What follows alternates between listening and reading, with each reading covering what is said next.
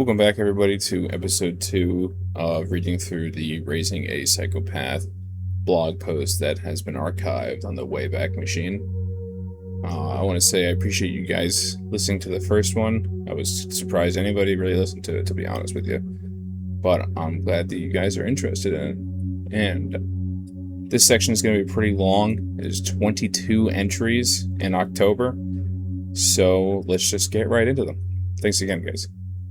And just to quickly recap what happened in part 1 of this, basically went over from the father's point of view, which is how this is all written, how him and his wife went through the process of getting Lucas and what the first couple of days were like, and just kind of what he turned into at the very end. But this part seems to be the kind of meat and potatoes of the story.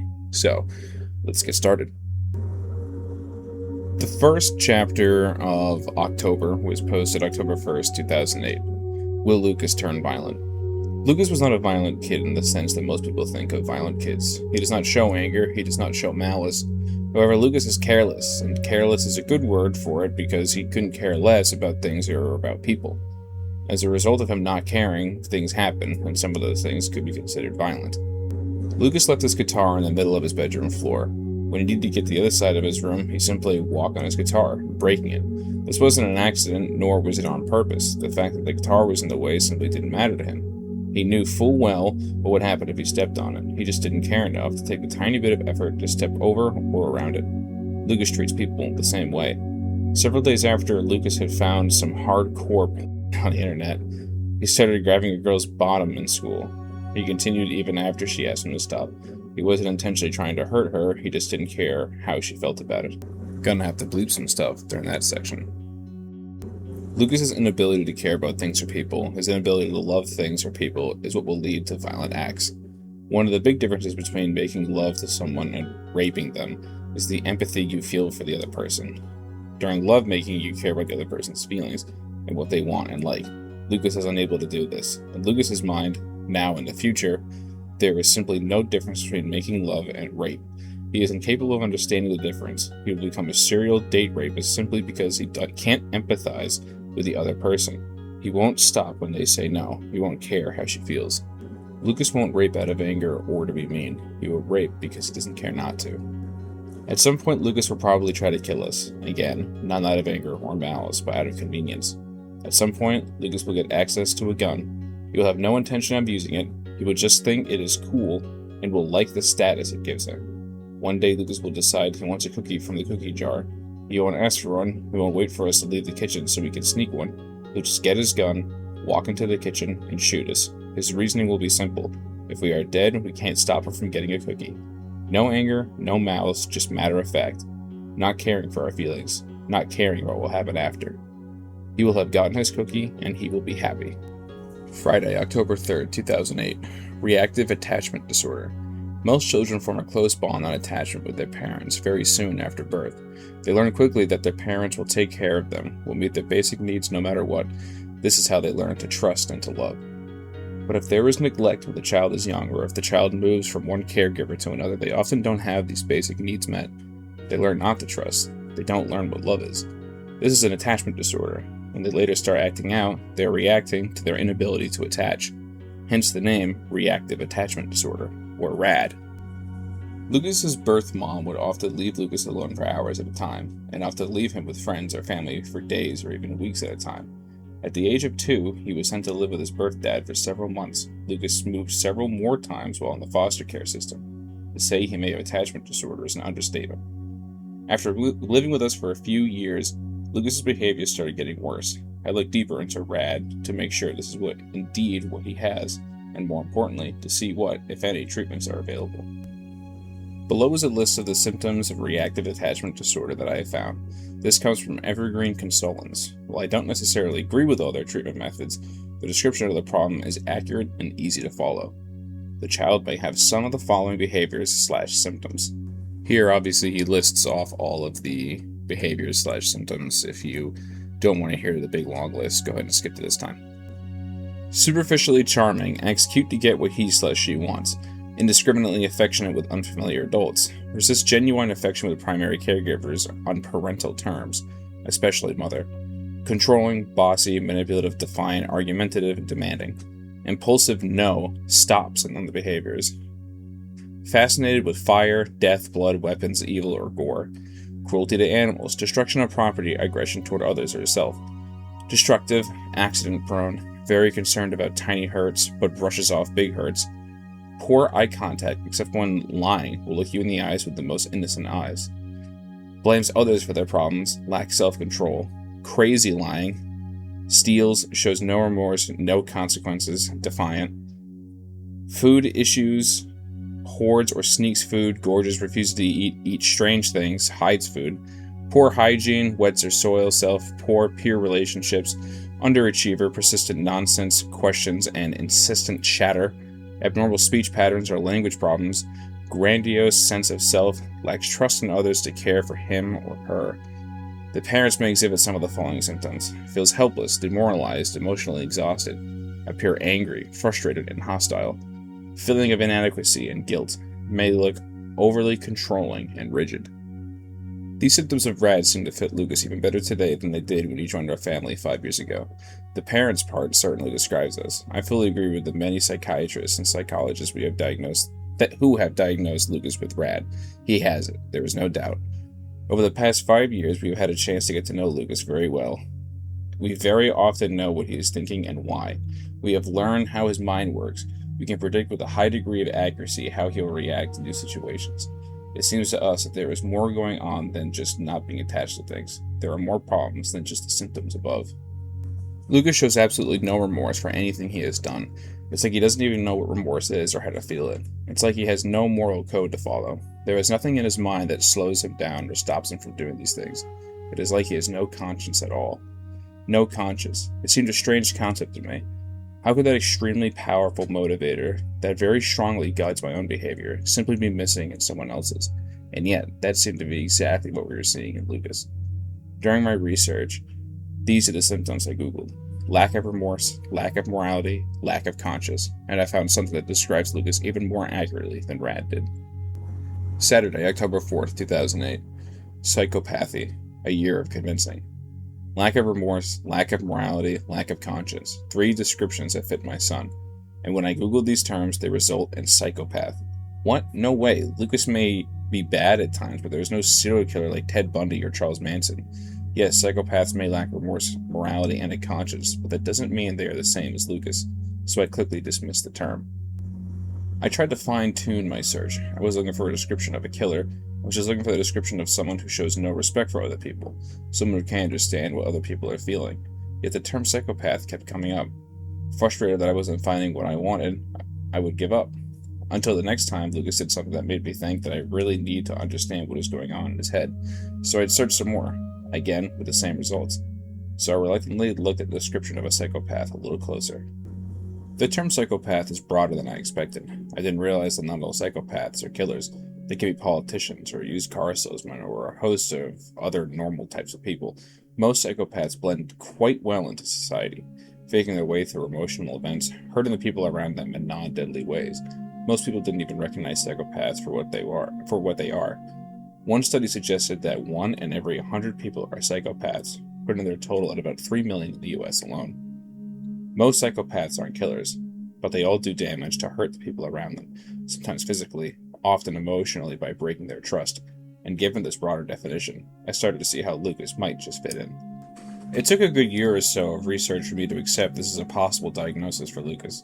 Not heavy-duty research, but reading bits and pieces here and there.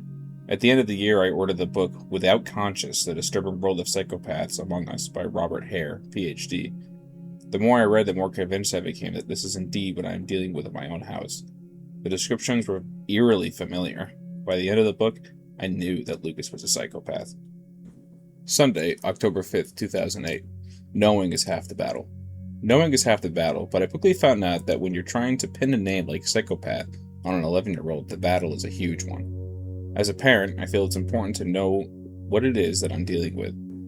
If my child has asthma, I need to know. I need to understand the disease.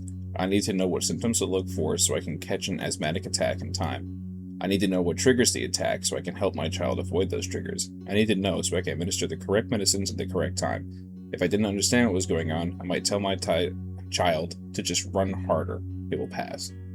If my child has Down syndrome, I need to know. I need to understand the disorder. I need to recognize the complications that may occur. I need to help manage the symptoms. I need to adjust my own expectations so that I can help my child cope with the difficulties he may have. The list goes on and on. Whatever the problem, parents need to know. If they don't know, how could parents possibly help those children? This is not a controversial idea, unless the diagnosis may be psychopath. When dealing with an 11-year-old, psychiatrists, psychologists, social workers, and therapists, all these people who are there to help you, will avoid that word like the plague. They look at you funny when you even bring it up, and they don't do any testing for it. What they're essentially saying is that if the diagnosis is psychopath, no one should know, not even the parent. There are many good reasons for this. I understand all the arguments. Labeling someone as a psychopath is extremely damaging. That's a label they will never recover from, and burdening an 11-year-old with that label is just inhuman in some way. Parents of a psychopath may very well abandon their child in an attempt to protect the rest of their family. Testing at such a young age is extremely imperfect, mainly because the symptoms of psychopathy so closely resemble the actions or behaviors of perfectly normal kids. It is very easy to get a false positive result. I agree with all these arguments, but I more strongly agree with the counter-arguments. If a child is truly a psychopath, he won't care what you call him, and a young psychopath can do a lot more damage than just labeling someone. I think it would be really hard for a parent to abandon their child. Most parents would try to help their child, but for those who might abandon them, I could certainly understand it. After all, the advice for anyone involved with an adult psychopath is to simply get as far away from that person as possible. It is fair, as it is normally right, to purposely not warn someone of a very real danger. I admit for a good number of child psychopaths, testing would be difficult due to unreliable information. But parents usually know their children best, and if a parent is reasonably intelligent and competent, they will know their child really well and be able to assist with the process. Should a parent decide they want to know, there is a test available. This is actually the first post that I've seen Harry, the author, respond to one of the comments in the comment section below. The top comment is, "What about FAE, fetal alcohol effects? That seems to fit right along with Rad. You have mentioned numerous times that his mother drank and used drugs." And then Harry replied, "Yep, I'm sure that is part of it. Maybe a larger part, maybe all of it, and I plan to touch on that." Tuesday, October 7th, 2008. The PCL-R and the PCL-YV. The most accurate test for psychopathy available today is the Psychopathy Checklist, revised as the PCL-R. This test consists of a list of 20 characteristics of a psychopath. The examiner rates a subject in each of these 20 characteristics by giving them a 0, a 1, or a 2. At the end, the numbers are totaled. Someone receiving a score of 30 or above is considered to be a psychopath. The PCL-R was created by Robert Hare, PhD, the author of the book Without Conscience that I recommended earlier. It is designed for people 18 years old and older. It looks at things like the quality of subject marriages, number, and type of arrest, etc. These characteristics don't really apply to children simply because of their age. But the need for some testing prompted Hare to develop the Psychopathy Checklist, youth version, which is the PCL-YV. He altered some of the characteristics to apply more to adolescents. The PCL-YV can be used on children as young as 12. If the subject is younger than that, then even his youth version runs into the problem of the subject simply not having enough life experience to assess. Psychiatrists simply won't give this test to someone who is 11, and they can't give the diagnosis of antisocial personality disorder, a condition very similar to psychopathy, to anyone under 18. As I mentioned earlier, I feel it is important to know what is going on with my child. It was relatively easy to find the 20 conditions the test looks for. It was a bit more difficult to find how the test was scored. The reason? To keep people like me from doing what I'm about to do. This next set of blog posts are going through every single characteristic of a psychopath and the father grading Lucas on every single one, giving his notes to his why. And if you listening want to give the test as well, then maybe you can put your score down in the comments as well, and also give your opinion of whether or not these judgments are fair to this guy's child, or if he's maybe blowing out of proportion in some way. I think that he's still on the fence if this is a good parent or not, or if this child is simply unsavable. Wednesday, October 8th, 2008. Characteristic 1, GLIB and superficial charm. The tendency to be smooth, engaging, charming, slick, and verbally facile. Psychopathic charm is not in the least shy, self-conscious, or afraid to say anything.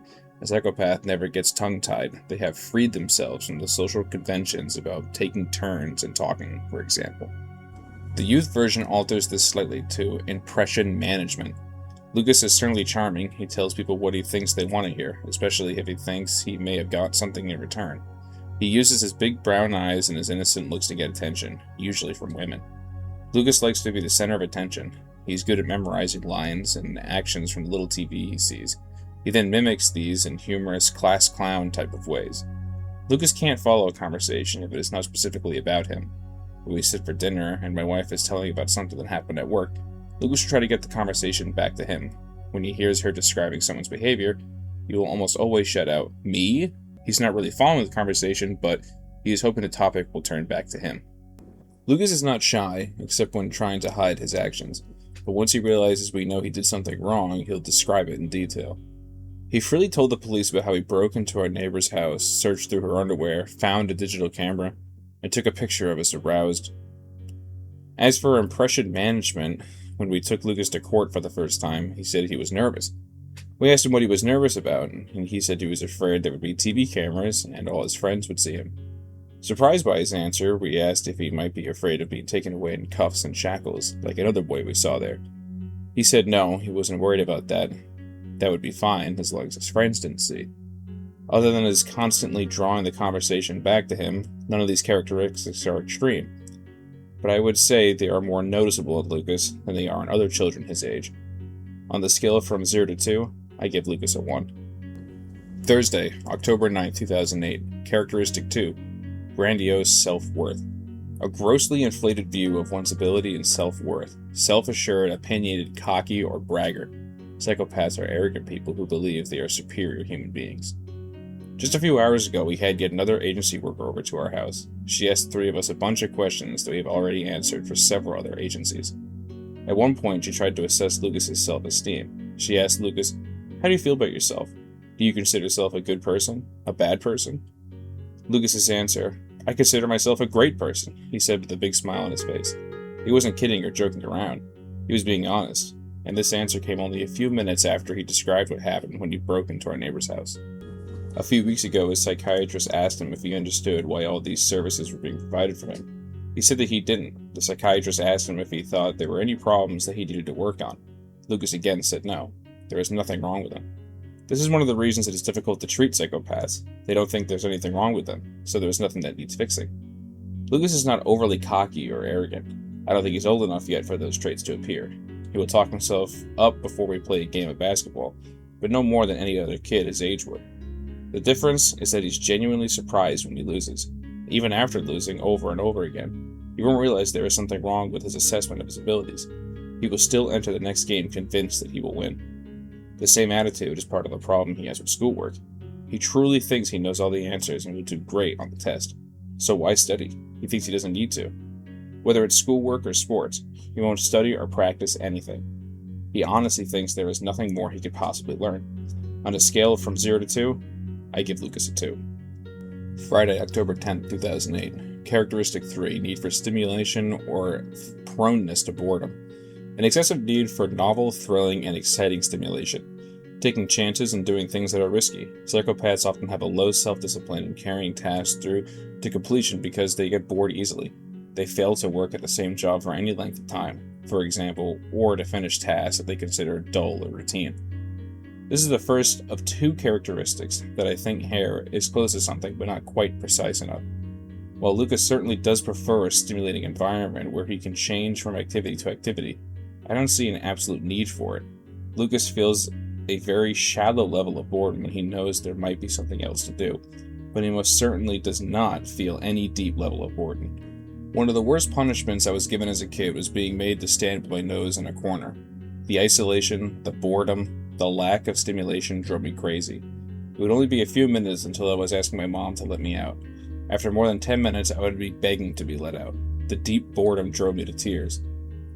As a parent, I remember how powerful that punishment was, and I tried it several times on Lucas. I started small, making him stand there for only a few minutes. I was surprised when I got no reaction from him at all. The next time I tried it for half an hour, he just took it. No squirming, no asking to come out, nothing. Each time he did something wrong, it would get longer and longer.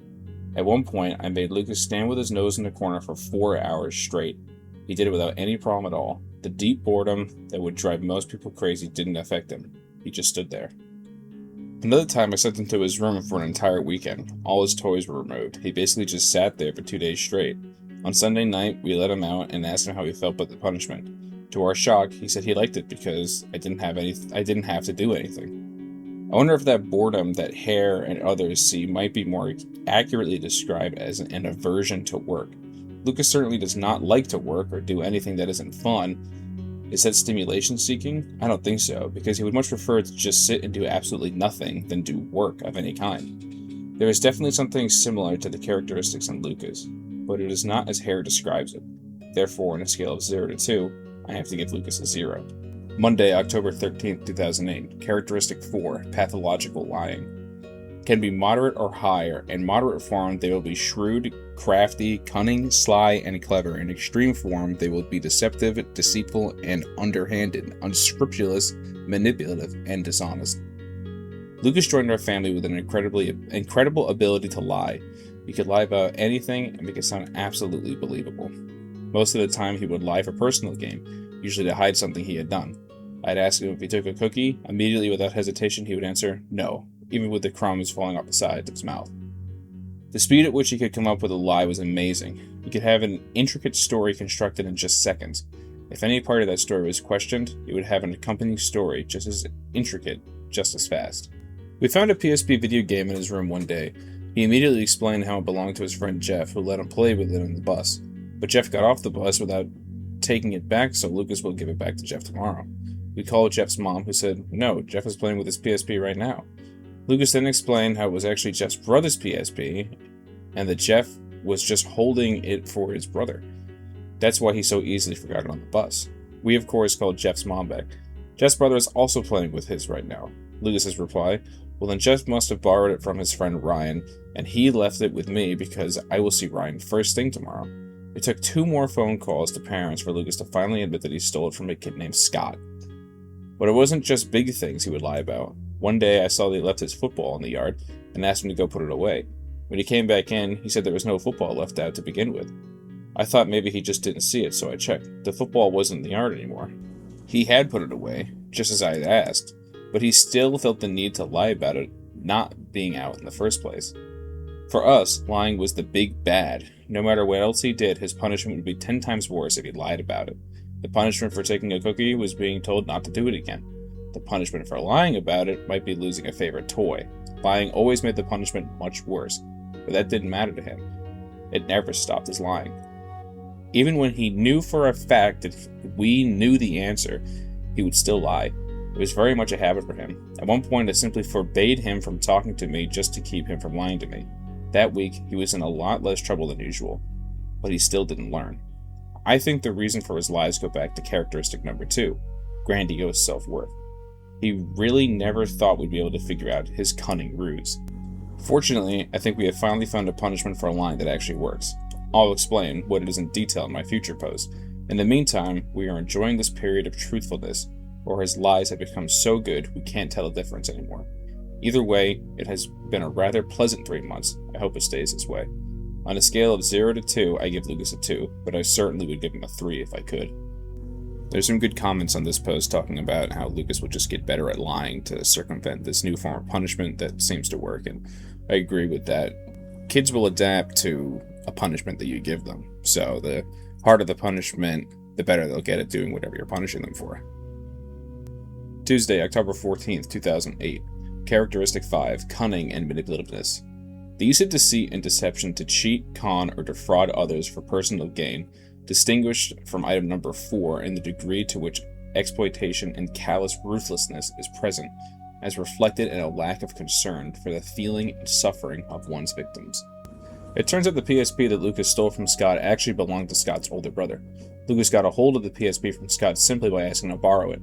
Scott agreed, but explained that it wasn't his and his brother would hurt him if he didn't get it back. The next day, Scott asked for it back, and Lucas told him he forgot it at home. Scott reminded him how important it was to get it back. This went on for a few more days until Scott just gave up and took the fall for losing it. Lucas later admitted to us that he had no intention of returning it to Scott.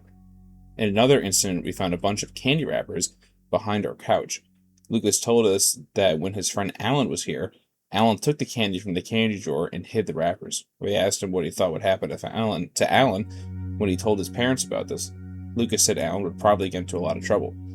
Of course, we knew that Alan had nothing to do with it, but Lucas was perfectly happy letting him take the fall. Lucas has also blamed a teacher for not sending home a report card and blamed a worker at his after-school program for not checking his homework properly. In both cases, we asked him what he thought would happen to each of these people if their bosses found out they weren't doing their jobs. Both times he said they might be fired. Although this type of thing certainly does happen, it doesn't happen often. I do think that he is capable of doing this more, and will likely do so in the future. On the scale of 0 to 2, I give Lucas a 1. Wednesday, October 15th, 2008. Characteristic 6. Shallow affect.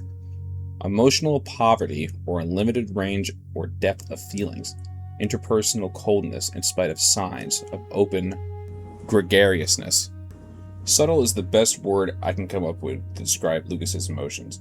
Lucas does feel emotions, but is only barely aware of them. After talking with Lucas for a while, you get the impression that he feels only two emotions, happy and mad. I would say, however, that he is capable of feeling most emotions, but only a little bit.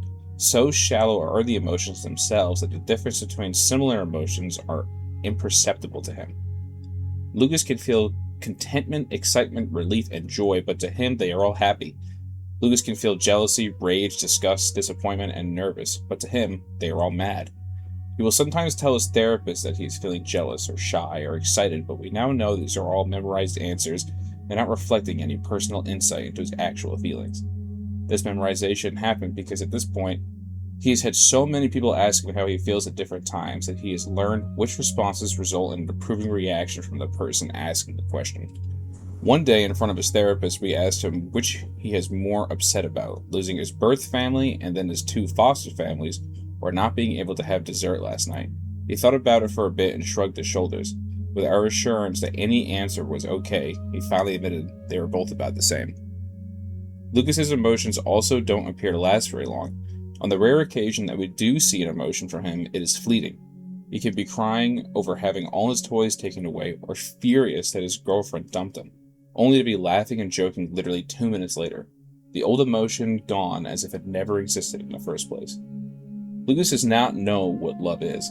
In my 5 years with him, I have never seen him do something for someone else solely for the purpose of making them happy. I have never seen him sacrifice anything for someone else. I have never seen him show real compassion towards someone who was hurting. I have seen him try to mimic these things. I have seen him give his toys to younger neighborhood children, but they were always toys he was about to throw away anyway. He has offered me some of his French fries when we go to McDonald's, but I suspect that is more out of resignation because he knows I will swoop in and take one anyway. When another kid at school saw his family cat get run over, Lucas tried to console him by saying, "Don't cry, you can always get a new one." Lucas's therapist saw this as a positive step. We saw this as just another demonstration that Lucas doesn't know what it means to attach to something. He thinks that if you lose something, no matter what it is, you can just get a new one. This faking emotions is something we are seeing more and more of. Lucas is aware that other people expect him to react to certain situations with certain emotions. He tries his best to display the expected emotion, but often gets it slightly wrong. When someone reacts in a slightly wrong way to a situation, it acts as a sign to others that maybe there's something wrong here. I worry that with therapy he won't learn to feel these emotions, but he will learn how to better mimic them. I worry that therapy will make him better at hiding what is really going on and make others less wary of him. On a scale of 0 to 2, I give Lucas a 2. Thursday, October 16th, 2008. Side note, emotional therapy. I want to take a break from the list of characteristics to briefly discuss this lack of emotion and the therapies that we've tried. For all practical purposes, Lucas doesn't feel emotion. Therefore, he doesn't understand them. How could he? Just as someone born without sight can't understand the color blue, Lucas can't understand feelings, and just as you can't teach blue to someone without sight, you can't teach love to someone without emotion. I would go as far as to say it is cruel to try and force someone to learn something they are simply incapable of learning, which is why I disagree with the approaches many of Lucas's therapists have taken. Imagine a physical therapist working with a blind child. The therapist discusses what colors are and how some colors work together and some don't. The therapist asks over and over again, what color is the grass? What color is the sky? Eventually, the blind child guesses correctly and receives praise from the therapist. The next time the therapist asks, the child immediately gives the right answer. "Amazing," exclaims the therapist. "I have cured his blindness." This is exactly the flaw we have seen with the approach used by several of Lucas's therapists. They will talk about feelings and ask him how he feels about this or that. He soon learns what they want to hear. After some time with each therapist, he is able to give the correct answers. The therapist reports to us how much he's improving and how much hope there is for him. Of course, it is about the time when Lucas says something extreme and the therapist is surprised by what Lucas has done. After all, how could a child who understands emotions as well as Lucas does possibly do something like this? We have even had one therapist tell us, "Wow, I truly didn't see this coming." Of course we saw this coming a long time ago. We tried numerous times to explain that this was coming, but Lucas was so good at faking his feelings, the therapist thought we were simply exaggerating. Our current therapist is someone who works every day in the juvenile detention system. She has seen many children just like Lucas. We've only had 2 sessions with her, but it seems right off the bat that she gets it. From day 1, she wouldn't take any of Lucas's fake answers. She saw through them. It will be interesting to see how she works out. Next post, back to the list of characteristics. Saturday, October 18th, 2008. Characteristic 7, callousness and lack of empathy. A lack of feeling toward people in general, cold, contemptuous, inconsiderate, and tactless. I think this is simply an extension of characteristic 6, shallow affect. For all practical purpose, Lucas is not able to feel emotion, or if he is, they don't register with him. Either way, the result is the same. He doesn't understand how emotions feel. Since he has no understanding of what emotions feel like in himself, he can't possibly understand how they feel in someone else. He naturally assumes that everyone is like him and that emotions don't really matter much, if at all. No matter how much he is told that his actions make people feel bad, he can't possibly understand what that means. It is only logical then that someone who can't feel emotions himself would not be empathetic to emotions in others. Lucas is not callous just to be mean, he truly doesn't know the difference. Recently, a therapist asked Lucas how he would feel if someone broke into his room and took some of his toys. Lucas replied that would be okay. After some more questioning, Lucas clarified and said that it wouldn't be okay if they took something he really liked, but if he only liked it a little bit, then it would be not such a big deal if someone stole it. He then admitted that this was why he stole the PSP video game. He said Scott didn't seem to like it a whole lot. A few weeks ago, my wife was driving Lucas into the town when a baby deer jumped into the road. My wife was not able to stop in time and she hit the deer, hurting it but not killing it. She could hear it screaming as she drove past. This upset her greatly and she immediately called me in tears. After a conversation, she noticed that Lucas hadn't said anything. She asked him what he thought about what had just happened. Lucas saw the deer get hit, he heard it screaming, he saw my wife crying, he heard the anguish in her voice as she talked to me, and his response to her was completely unemotional. Do you think it would still be there when we come back? On the scale from 0 to 2, I give Lucas a 2. Monday, October 20th, 2008. Characteristic 8, lack of remorse or guilt. A lack of feelings or concern for the losses, pain, and suffering of victims. A tendency to be unconcerned, dispassionate, cold-hearted, and unempathetic. This item is usually demonstrated by a disdain for one's victims. I'm not sure what to make of disdain part of this one. Lucas has never really shown disdain for his victims. I see disdain as a feeling, an emotion, and Lucas barely feels those. Instead, Lucas shows no feelings for his victims at all. It's like their feelings are completely irrelevant. Since Lucas doesn't feel the emotion, there is simply no way he can understand how they might feel. He assumes that they feel the same he does. He assumes they feel nothing. He has admitted to therapists that if someone stole from him, it wouldn't really bother him. He can't understand why people make such a big deal out of it. And since he wouldn't feel bad if someone did something hurtful to him, he sees no reason to feel bad when he does something hurtful towards others. Lucas has never said he was sorry unless prompted. The conversation predictably goes like this. Us. Lucas, is there anything you want to say to victim? Lucas, I'm sorry for fill in the blank. Victim, do you understand what sorry means? Lucas, it means I'll never do it again. Victim, is that true? You really won't ever do it again? Lucas usually shrugs his shoulders or mumbles, I don't know. Victim, what do you mean you don't know? Lucas, well, I might do it again. At this point, the exasperated victim looks at us. All we can do is shrug it as if to say, now do you see what we're dealing with? Then we get the look from them that says, I feel sorry for you. Once Lucas has gone from the room, we talk with them a little bit. We apologize and try to make things right. We assure them that we will do our best to keep this from happening again, but we also admit that we can't watch over him 24/7. They leave sadder, but more aware. Hopefully they won't be victims next time. On the scale of 0 to 2, I give Lucas a 2. Tuesday, October 21st, 2008. Characteristic 9. Parasitic lifestyle or parasitic orientation. An intentional, manipulative, selfish, and exploitative financial dependence on others as reflected in a lack of motivation, low self-discipline, and inability to begin or complete responsibilities. I think the key to this one is the lack of motivation. All the other factors lead back to a simple lack of motivation to do anything. Sure, all kids will sometimes show a strong lack of motivation, so for this characteristic, to hold for a child, the case must be extreme, and it must be consistent. This is exactly the case with Lucas. Lucas simply doesn't care to do anything related to work or helping. He will do it if told, but will never be his idea. He will never surprise us by doing something positive or helpful on his own. I know 4-year-olds who will occasionally do something like put a toy away or ask for help with a chore, just to feel good about themselves. But in my 5 years of knowing Lucas, I have never seen him do such things. The parasitic part comes from the fact that since he will do absolutely nothing for himself, someone else must. This is an amazingly accurate description of how Lucas lives. He feels absolutely no responsibility for himself or for others. He has no desire to improve his life. He has no interest in earning respect. He has no interest in earning money. He is quite content living off whatever is given to him. Sure, he says he wants this or that, but he lacks any kind of motivation to achieve what he wants. This lack of motivation shows in his unwillingness to do simple household chores like taking the garbage out to the curb. We have found that any positive reward system, any positive behavior modification system will work exactly once. To prove this, last year we did an experiment. We offered Lucas $20 for taking out the garbage each week. $20 for 5 minutes of work, an extreme amount just to see if our instinct was accurate. He seemed excited by the prospect of all that money, and the first week eagerly took out the garbage.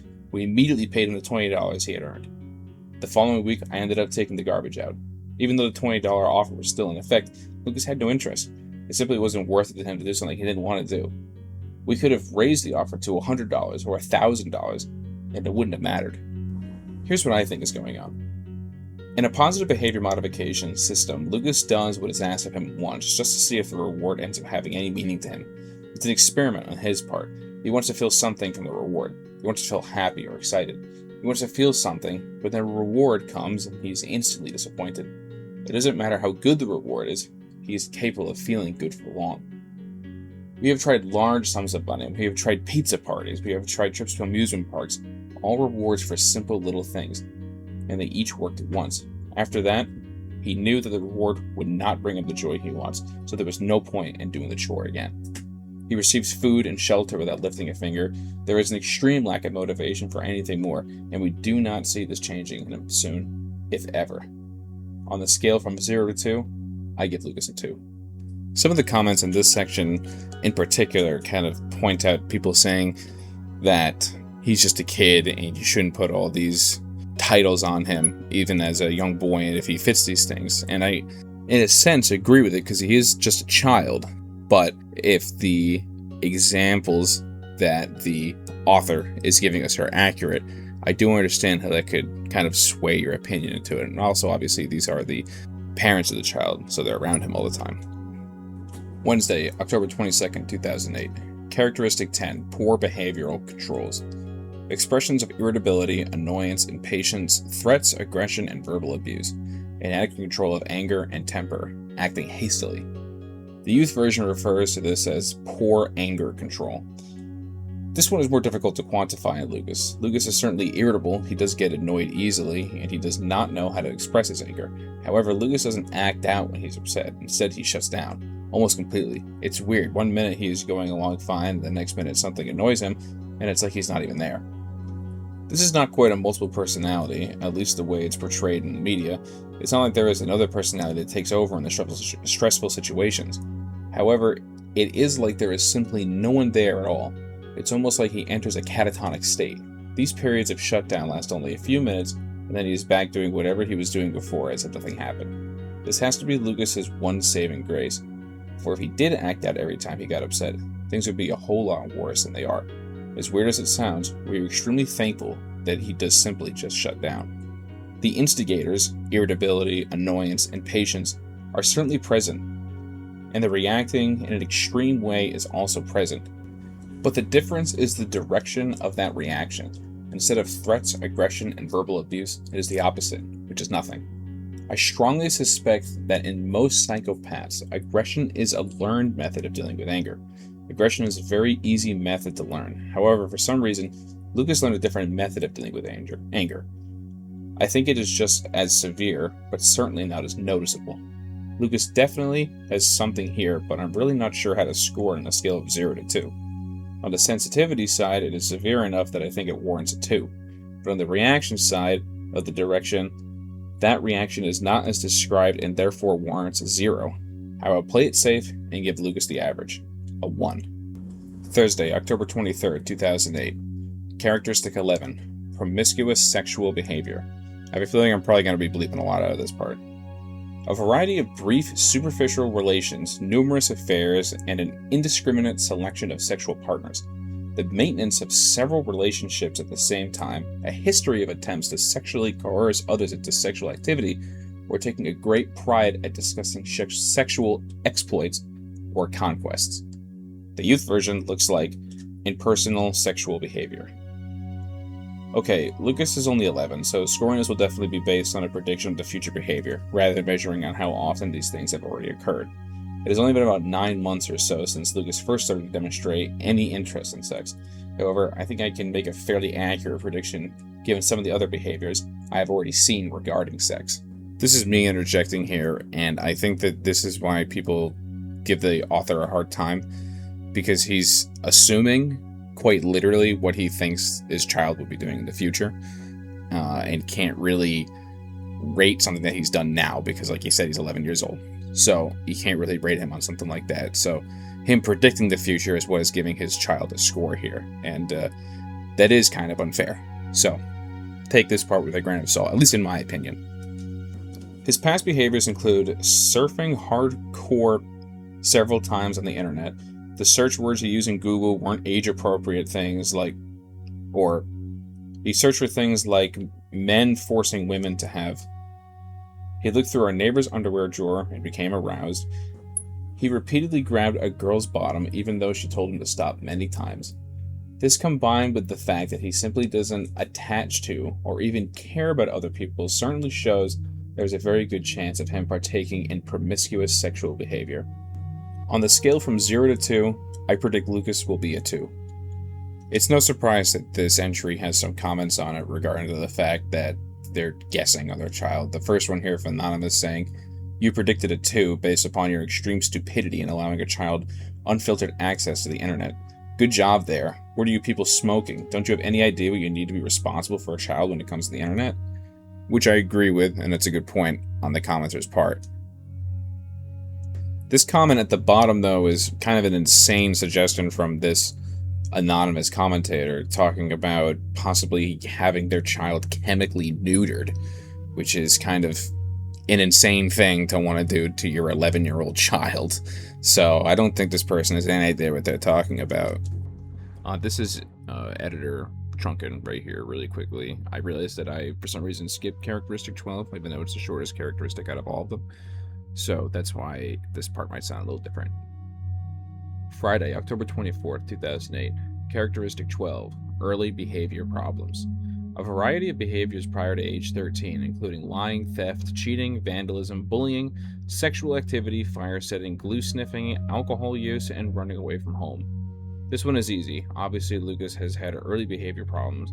I've described many of them already. He has not done all the examples above. Specifically, he has no history of fire setting, glue sniffing, alcohol use, and running away from home, for which we are grateful. But he has done the first 6 many times, and he's only 11. I think that counts. On a scale from 0 to 2, I give Lucas a 2. Saturday, October 25th, 2008. Characteristic 13. Juvenile delinquency. Behavioral problems between the ages of 13 to 18. Mostly behaviors that are crimes or clearly involve aspects of antagonism, exploitation, aggression, manipulation, or a callous, ruthless, tough-mindedness. The youth version looks at serious criminal behavior. This one is only slightly difficult to assess because of the age range. Lucas is still only 11 years old. What I think they are looking for here is a continuation of the pattern established in characteristic 12, only taken to the next level. In other words, things are getting worse, not better. In Lucas's case, things are getting worse. That happened when he broke into our neighbor's house and did what he did while he was in there. This certainly fits the serious criminal behavior that the youth version is looking at. And since Lucas is likely to be adjudicated delinquent when he goes back to court next month, the title juvenile delinquency certainly fits. Since he is already delinquent even before the age of 13, and since I don't see these behaviors improving when he becomes a teenager on the scale from 0 to 2, I give Lucas a 2. This is another one of these posts where the author is assuming what his child will be like in the future based off of his actions now. And I do still think that that's somewhat unfair, giving him a 2, especially on that. He has given us 2 examples now of him doing something promiscuous that he should not be doing. So he has given us 2 examples, but I feel like you would need to see a higher pattern of it to be able to rate him as high as a 2. Not saying what he did was good or excusable or good, just good in any way. I'm just saying that this is something he could grow out of, and just assuming he will be a 2 is perhaps a bit unfair. Sunday, October 26, 2008. Characteristic 14. Lack of realistic long-term goals. An inability or persistent failure to develop and execute long-term plans and goals. A nomadic existence, aimless, lacking direction in life. When asked, Lucas says he wants to be either a veterinarian, a pizza maker, or own a grocery store. However, he can't tell you what it would take to achieve these goals. He can't even tell you that doing well in school is important for some of these fields. This is probably a bit below average for most 11-year-olds, but probably not extreme. After all, at age 11, what does anyone really understand about long-term goals? As a substitute, I'll look at short-term goals. At age 11, almost all kids have a good concept of short-term goals. They've had enough self-awareness to know that they can accomplish and what they can't accomplish in the next hour or day or even week. Lucas does not. If while playing basketball you ask Lucas how many shots in a row he thinks he could make, he will eagerly answer 50, even though he knows his record is making only half the shots he takes. If you ask Lucas what he thinks he will get on the social studies test tomorrow, he will answer like a 90. He goes home the next day with a 54. Our neighbor, the one whose house he broke into, was trying to encourage Lucas to behave better. She told him that if he did all his chores every day for the next 50 days, she would give him a $50 bill so he could play football. But for every day he did not complete his chores, he would lose $1. Lucas told her he could definitely earn the $50. At the end of the 50 days, she asked Lucas how many days he did all his chores. He had to tell her the truth. Only 1 day. She tried again, only a week this time. He had a chance to earn $7. He insisted that he could do more. I could do 20 days. She asked if he was sure. Absolutely, I can do it. In those 20 days, he did all his chores on only 2 days. Over the summer, Lucas and I were having a lighthearted conversation about school. I made a comment that if he got straight A's on his first report card, I would give him $500. I said this knowing full well that I was safe. When he asked if I would really do it, I thought about it for a moment and realized that yes, him earning straight A's would be worth $500. So I told him that I was serious. I then told him that even if he got 1 or 2 B's, I would still pay up.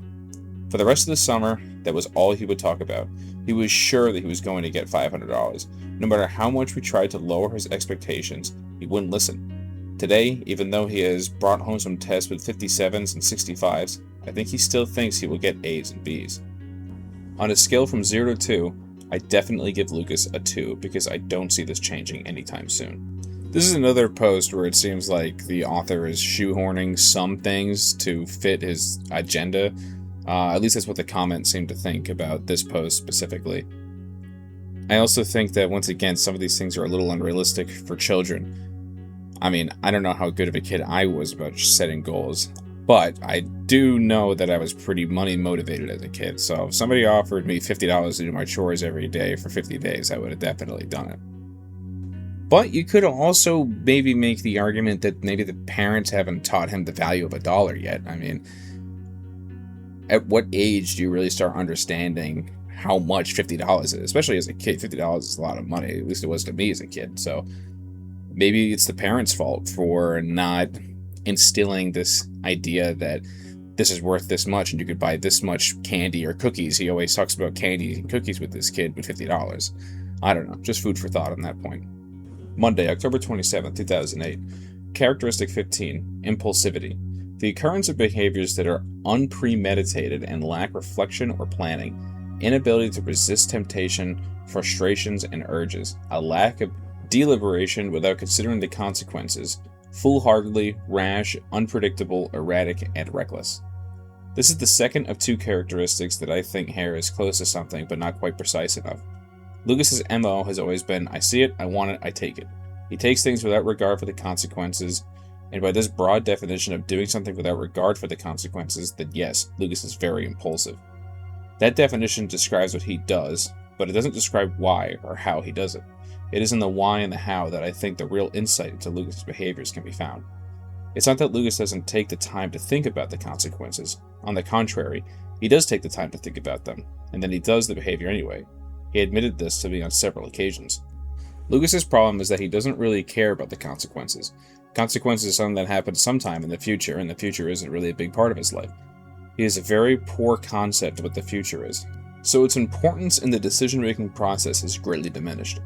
What does factor into Lucas's decisions much more strongly are the odds that he will actually achieve his goal.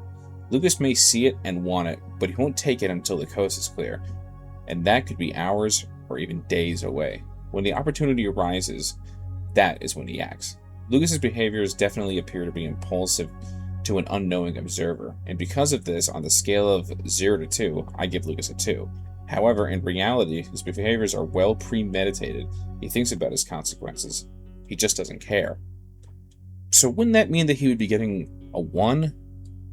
I'm objecting here again, but he just said that to the outside viewer, it would be a 2, but to the people who actually know him, it would probably be a 0 if he describes it that way. So, I don't know. It seems like, once again, he's making this point higher than it should be. Wednesday, October 29th, 2008. Characteristic 16, irresponsibility. Repeated failure to fulfill or honor obligations and commitments, such as not paying bills, defaulting on loans, performing sloppy work, being absent or late to work, failing to honor contractual agreements. This is another characteristic that could easily be applied to most kids and therefore could easily give a false positive result when using it on kids. In my opinion, for Lucas's irresponsibility to earn him a 1 or a 2, that irresponsibility would have to be extreme, even for an 11-year-old. As an example, a normal 11-year-old might not bring home his homework 2 or 3 times a marking period. An irresponsible 11-year-old might not bring home his homework 2 or 3 times a month. Lucas won't bring home his homework as often as 2 to 3 times a week. A normal 11-year-old might not complete his basic household chores, clearing the dinner table, taking out the garbage, etc., 2 or 3 times in 30 days. An irresponsible 11-year-old might not complete his basic household chores 10 or 15 times in 30 days. Lucas won't complete his basic household chores 29 out of every 30 days, despite an incentive of earning $1 each day that he completes his work. Lucas came to us with a severe inerosis problem. He would wet the bed each night, not because he had a physical problem or because he drank too much water. We tested all these theories. We finally had to accept what he was telling us all along. He wet the bed simply because he did not like making the effort to use the bathroom. He would then continue to lie there in a soaking wet bed for the rest of the night. I consider this level of irresponsibility to be extreme, even for a child. That's why on a scale of 0 to 2, I give Lucas a 2. Okay, I think I agree with him probably on that rating, especially that example he gave at the end. That's pretty extreme. So we're actually getting into the month of November now. I thought we were only going to be reading October, but the characteristics take a while to go through, so we are just going to read through all of them and then finish it off here at the end when he kind of tallies the score together. Saturday, November 1st, 2008. Characteristic 17, failure to accept responsibility for own actions. A failure to accept responsibility for one's actions reflected in low conscientiousness, an absence of dutifulness, antagonistic manipulation, denial of responsibility, and an effort to manipulate others through this denial. Whenever we ask Lucas why he did something, his answer always starts with what someone else was doing, and always ends with how he therefore had no choice but did what he had to do. The most recent example, but certainly not the only example of this, occurred just yesterday when Lucas got in trouble at school for talking during a test. Our conversation afterward went like this. Us. Why were you talking during the test? Lucas. Shannon turned around and talked to me first. Us. We don't care what Shannon did. Why did you talk? Lucas. Because she talked to me first. What are the rules? No talking during the test. And what did you do? I talked during the test. What could you have done? Not talk? Right, so do you see why you got in trouble? But she talked first. He used the same line of reasoning to excuse the big things as well. Why did he break into our neighbor's house? Because Howard always says he has a cell phone and a Nintendo Wii, and I know he lies a lot, so I went there to see. On a scale of 0 to 2, I give Lucas a 2. Wednesday, November 5th, 2008. Characteristic 18. Many short-term marital relationships. A lack of commitment to a long-term relationship reflected in inconsistent, independable, and unreliable commitments in life, including marital. The youth version looks like unstable interpersonal relationships. I gave this checklist to my wife to fill out. I wanted to see if she is picking up on the same things I was. She gave Lucas a 0 for this characteristic, which surprised me, so I asked her why. She gave him a 0 because his interpersonal relationships are so poor that she can't see him ever being with someone long enough to reach the stage of marriage. Therefore, he wouldn't have any marital relationships. I explained that I think this just proves the characteristic even more. Lucas doesn't have any close friends. Lucas is a best friend with whoever he's playing with in that moment. Lucas had several quote-unquote girlfriends, but they each have broken up with him after a few days or weeks. This does not appear to bother Lucas at all. His therapist even commented on how strange it is that each time a girl breaks up with him, Lucas doesn't seem to care. He's not just hiding his feelings, trying to be macho. He really doesn't care. He says there are plenty of other girls who want to go out with him. This may sound like a very mature and enlightened attitude, but with Lucas it is anything but. It is the attitude of someone who simply doesn't care about the other people, and who has such a high opinion of himself, he thinks there will be an infinite supply of girls for him to choose from. Lucas is the stereotypical bad boy that many girls find appealing. He is good-looking, charming, confident, and acts like he doesn't care. He will easily be able to get a girl, but he simply doesn't have the ability to keep her. Despite what my wife says, on a scale of 0 to 2, I give Lucas a 2. This is another weird one I think that the father gave him a high score on. It's strange to even be rating your 11-year-old son on how many girlfriends that he's had in his life to start with. And a lot of the comments are pointing that out as well. I don't know anybody who had a girlfriend when they were 10 or 11 years old. I certainly didn't. That might just be an indictment on myself, but I really don't know how normal it is for any parent to consider someone that their 11-year-old child is quote-unquote dating is a real relationship in any sense of the word. Friday, November 7th, 2008. Characteristic 19. Revocation of conditional release. A revocation or probation or other conditional release due to technical violations such as carelessness, low deliberation, or failing to appear. The youth version looks like serious violations of conditional release. Lucas is only now entering his first probation, so this measure will also be more prediction than it would be for older, more experienced people. I think what Lucas will do will depend less on the judge telling him to behave or threatening him to behave, and more on the strictness of the monitoring system they will use. Remember, Lucas will do what he wants if he thinks he can get away with it, not because it is right, or because he might be punished. So if the judge simply tells him to behave, he won't. If the judge gives him an ankle monitoring system that alarms when he leaves the house between 7 p.m. and 7 a.m., then he will just leave outside of those hours. If the judge allows him to only go to school, then will be in school where he will misbehave. I also want to be sure not to confuse our actions with those of Lucas. Lucas won't have technical violations of his probation simply because we won't allow it. When his probation officer calls, Lucas will be here to answer. Lucas won't leave any designated perimeter because we are here to stop him. Lucas will show up for all court appearances because we will take him. Right now, Lucas is behaving relatively well, but this is because we are watching him so close and limiting his opportunities for misbehavior so much that he doesn't have many chances to test the system. And this is even before his official probation begins. I don't think we will see a difference between life now and life after the probation starts. As long as we continue to stay on top of him and severely limit his activities, he may just make it through. But what would he do if we weren't as strict? What would he do on his own? I think the answer to that question is obvious. He will continue to misbehave despite being on probation. For this reason, on the scale from 0 to 2, I give Lucas a 2. Sunday, November 9th, 2008. Characteristic 20. Criminal versatility.